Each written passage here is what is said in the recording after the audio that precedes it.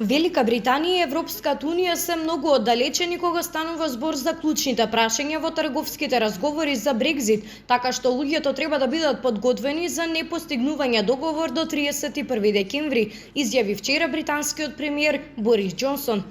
Се плашам дека се уште сме многу далеку кога станува збор за некои клучни работи, но се додека има живот, има и надеж. Ќе продолжиме да разговараме за да видиме што можеме да направиме. Велика Британија сигурно нема да ги напушти разговорите, изјави Џонсон.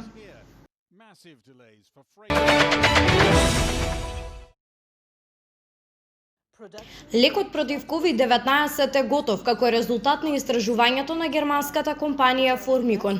Сега целта е брзо одобрување во итни случаи. Тоа брзо ќе биде дури за 1 година, но сепак ова е добра вест, вели Deutsche Welle.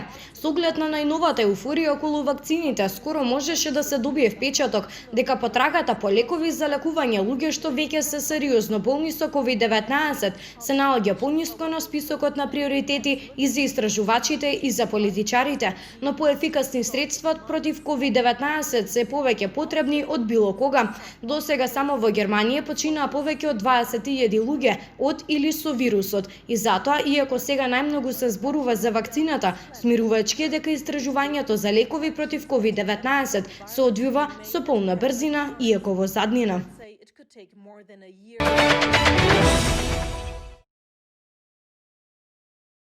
Владата на Словенија го продолжи за уште една недела привременото затворање на продавници кои не се од потребно значење за населението. Новиот декрет за продолжување на забраната, кој започна на 16 ноември во обид да се потисне епидемијата на коронавирусот, стапи на сила вчера.